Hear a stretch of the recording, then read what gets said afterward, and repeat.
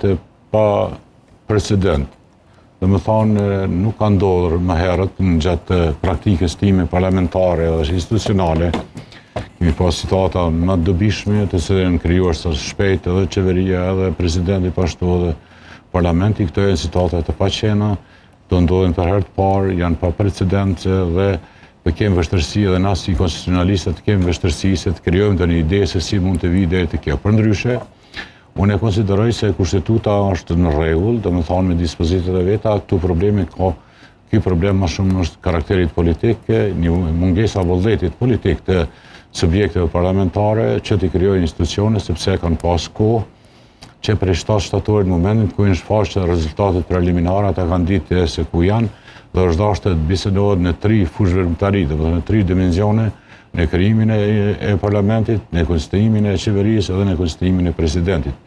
E konsideroj se nuk janë shumë të vullnetshëm të gjitha partitë politike që të krijojnë institucionet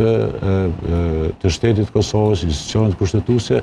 në të cilët kanë krijuar momente depresive në shoqëri. Në përgjithësi, pasi që unë kontaktoj shumë me njerëz, domethënë në nivelin lokal edhe më tej, edhe njerëz domethënë me pyesin në vazhdimsi se çka do ndodhë në këto situata. Këto janë situata të cilat janë të padëshirueshme, të cilat degradojnë domethënë shtetin tonë dhe nuk e bëjnë një shtet funksional. Kjo është një përgjegjësi e jashtëzakonshme për deputetët të cilët kanë të vetmen detyrë që të krijojnë institucione dhe mos të luajnë me shtetin, mos ta devalvojnë shtetin se kemi dhënë shumë për ky shtet, kemi sakrifikuar shumë për ky shtet dhe vazhdimësia përmendi, domethënë situata të Prekazin, Lloxhanin, Mejen, viktimat, dhunën, terrorin, sepse shtetin e Kosovës nuk kemi fituar aq lehtë me sakrificat jashtëzakonshme, me burgosje të jashtëzakonshme e kështu me radhë. Kështu që deputetët duhet të qenë në nivel të vëdijës së tyre kombëtare, të kenë një